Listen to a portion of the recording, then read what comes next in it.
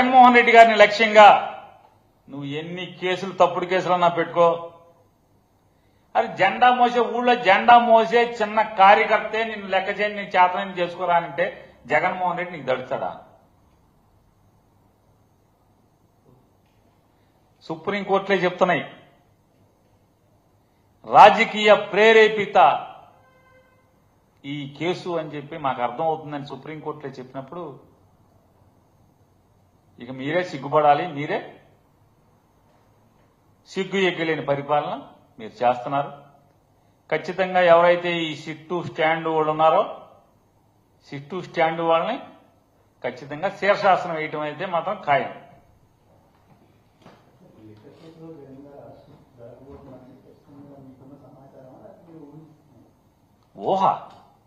ఊహ ఏంటి? వాళ్ళు మాట్లాడుతున్నది అదే కదా. మీరు పాత్రికేయ మిత్రులు ఒక్కరోజన్న ఈ సిట్టునో చంద్రబాబునో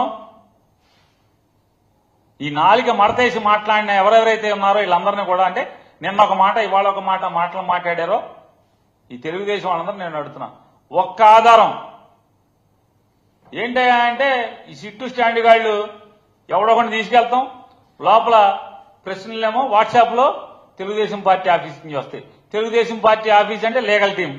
ఆ ఢిల్లీ నుంచి ఎవడ బాబాయ్ గారు ఒకడున్నాడు, ఢిల్లీ బాబాయ్ గారు ఇప్పుడు కాడికి 2.5 కోట్లు ఎంతో ఖర్చు పెట్టారు. ఆడు కూతురు పెళ్లికి ప్రత్యేక విమానాలు వెళ్ళారు. 10 కోట్లు ఎంతో చదివించారని చెప్తున్నారు. పెద్దమావయ్య చదివించాడంట. ఎవడో చెప్తున్నాడు వాళ్ళ మేనల్ట్ ఒకడు, మా పెద్దమావయ్య 10 కోట్లు ఇచ్చాడు ఢిల్లీ బాబాయ్ కని. అంటే ఒక కేసు వీళ్ళకి వాదించినందుకు ఈ రాష్ట్ర ఖజానాని ప్రజల డబ్బుని కేవలం వల్లభనేని వంశీ కేసులో వాదించడానికి మాత్రమే ఆ ఢిల్లీ బాబాయ్కి 2,80,00,000 ఇప్పుడే ఖర్చు పెట్టారు. ఇంకా ఇవ్వాల్సిన ఫీజు బోళంత ఉంది, ఇంకా పెట్టాల్సిన కేసులు బోళున్నాయి, పెడుతున్న కేసులు ఉన్నాయి. అటన్నిటికీ వాదించేప్పటికీ ఈ రాష్ట్ర ఖజానాలో అసలు జనం పన్నులు కట్టేది ఢిల్లీ ప్లేడర్ బాబాయ్కే అనిపిస్తుంది మనకి. ఆడికి 100-150 కోట్లు వంశీ పేరు మీదే ఇచ్చేట్టున్నారు ఫీజు. వల్లభనేని వంశీ పేరు మీదే 100-150 కోట్లు ఢిల్లీ ప్లేడర్ బాబాయ్కి ఇస్తున్నారు. అర్థమవుతుంది మనకి. ఇక జగన్ గారి పేరు మీద ఇక ఎంత ఇస్తారో ఢిల్లీ బాబాయ్కి. ధనంజయ రెడ్డి గారికి ఢిల్లీ బాబాయ్ వాదిస్తాడు, ఓఎస్డీ గారికి ఢిల్లీ బాబాయ్ వాదిస్తాడు, బాలాజీకి ఢిల్లీ బాబాయ్ వాదిస్తాడు.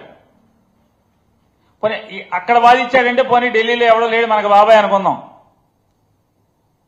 ఇక్కడ ఒక బాబాయ్ని పెట్టుకున్నాంగా, ఆడికి జీతం ఇస్తున్నాంగా. హైకోర్టులో ఒక బాబాయ్ని పెట్టుకున్నాం కదా, జీతం ఇస్తున్నాం కదా. వంశీ కేసుల్లో మొత్తం టీవీలో వస్తాడు బాబాయ్ అక్కడి నుంచి.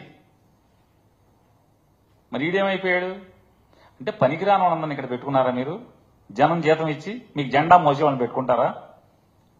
దాని అర్థం అంతే కదా. వల్లభనేని వంశీ కేసులో ఢిల్లీ బాబాయ్ టీవీలో వచ్చేస్తున్నాడంటే ఎందుకు వస్తున్నాడు? ఇప్పటికి 2,80,00,000 తీసుకున్నాడు.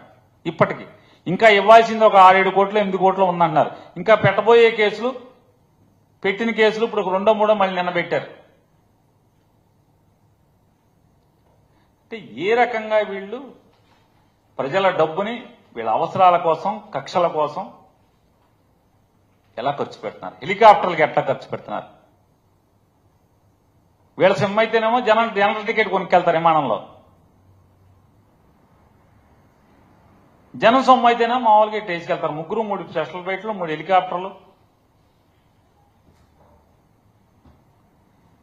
తప్పుడు పనులు చేసేది మీరు, తప్పుడు కేసులు పెట్టేది మీరు. దేన్నైనా నువ్వేం చేసుకున్నా జగన్మోహన్ రెడ్డి గారి నాయకత్వంలో, జగన్ గారి గ్రామ స్థాయిలో కార్యకర్త వరకు కూడా నిన్ను ఎదిరించి, నిన్ను పోరాటం చేయడానికి, నిన్ను గద్దె దింపడానికి, నీ తప్పుడు పనుల్ని ప్రజల్లో ఎండగట్టడానికి నడుం కట్టుకుని ఉంటాం, సిద్ధంగా ఉంటామని చెప్పని చంద్రబాబు నాయుడికి హెచ్చరిస్తున్నాం. ఇక కొల్లు రవీంద్ర సొంత ఊళ్ళోనే ఆ ఇంటి పక్కనే, అతని ఇంటి పక్కనే విచ్చలవిడిగా బెల్ట్ అమ్ముతున్నారు. కొల్లు రవీంద్ర ఇంటి పక్కనే విచ్చలవిడిగా బెల్ట్ అమ్ముతుంటే ఇంత చేతగాని మంత్రిగా ఏదో మాట్లాడితే మీడియా కోసం, మంత్రి పదవి కోసం ఏంటి అతను? అదేంటండి ఒక డమ్మీ మంత్రి. లోకేష్ చెప్పకుండా లోకేష్ దగ్గర ఆయన ఎవడు ఉంటాడు? ఎవరండి ఆయన పేరేంటి? లోకేష్ నాయుడు దగ్గర ఏదో అంటారు, రాజ్యాంగేతర శక్తి ఏదో ఉంది కదండి, ఆ మధ్య రాజ్యసభ వస్తుంది అన్నారు. రాజేషా, కిలార్ రాజేష్ వచ్చి ఫోన్ చేసి చెప్తేనో, లేకపోతే ఆ లోకేష్ అన్న చెప్పాడు నువ్వు సంతకం ఇట్టంటేనే కానీ ఇట్లాంటి డమ్మీ మంత్రి ఆ బినామీగా అంటే ఎక్కడ పడితే అక్కడ సంతకాలు పెట్టమని కీలుబొమ్మ మంత్రిగా ఉండి 2 శాఖల్లో సంతకాలు పెడుతున్నందుకు నెలకి ఎంత తీసుకున్నావు? ఇట్లాంటి వాడు నువ్వు ఏదో చెప్తే ఎవరు నమ్మేది ఇవాళ? అది ఇది అని, ఆర్డర్ అని, ఈ ఆర్డర్ అని. ఇది చెప్తున్నాను, ఇది ఈ ఆర్డర్ గురించి చెప్పు. పాత మంత్రిగా ఉన్నప్పుడు ఇది పెట్టావు కదా. కమిషనర్ ఆర్డర్ ముందు రావటం ఏంటి, తర్వాత మీరు అర్జీ తీసుకోవటం ఏంటి, యాత్ర మారి సంతకాలు ఏంటి? ఎంత తీసుకుని ప్రివిలేజ్ ఫీజు తీసేశారు. ఎక్సైజ్ కమిషనర్ ఏమో ముందు రోజు రాత్రి ఏమో 10% 10 రెట్లు పెంచమని పెట్టాడు, తెల్లారి ఫీజు రద్దు చేయమని పెట్టాడు. మీరు క్యాబినెట్కి వస్తే ఎందుకు పెట్టలేదు సార్, దాన్ని అప్రూవ్ చేయలేదు, ఎందుకు ఆమోదించలేదు, ఎందుకు తొలగిస్తే ఇంత ఆత్రంగా సంతకాలు పెట్టారు? ఇది తప్పుడు పనులంటే. ఎస్ చెప్తాం కదా, ఒక్క లిఖితపూర్వక ఆధారం జగన్మోహన్ రెడ్డి గారి సంతకం కానీ, లేదా నువ్వు చెప్పేటువంటి ఓఎస్డీ గారి సంతకం, కృష్ణమోహన్ రెడ్డి గారి ఈయన ధనంజయ రెడ్డి గారి సంతకాలు ఎక్కడ ఉన్నాయా? కేవలం చంద్రబాబు నాయుడు గారు స్కిల్ డెవలప్మెంట్ దాంట్లో అవినీతిలో దొరికిపోయి అడ్డంగా దొరికి జైలుకి వెళ్ళాడనేటువంటి, ఆ జైలుకు నన్ను పంపిస్తాడా అనేటువంటి కక్షతో జగన్మోహన్ రెడ్డి గారిని కూడా లోపల వేయాలనే ఎక్కిన మొదటి రోజు దగ్గర నుంచి ఆలోచన, లక్ష్యం అర్థమవుతుంది.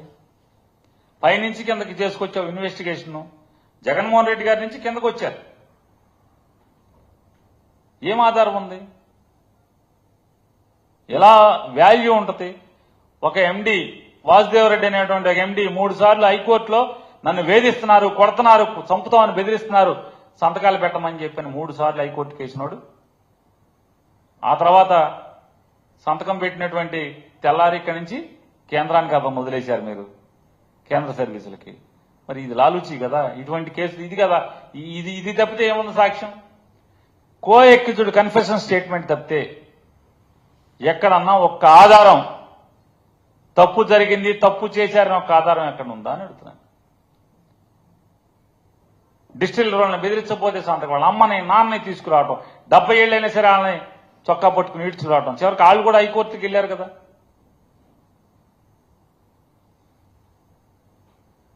ఈ సిట్టు స్టాండ్ మీరు తప్పుడు కేసులు ఎన్ని పెట్టినా చంద్రబాబు తొత్తుల కోసం, చంద్రబాబు కోసం, మెప్పు కోసం, లేదా మీ పోస్టింగ్ల కోసం మీరేం చేసినా మీ ఖచ్చితంగా ఈ సిట్టు స్టాండ్లకి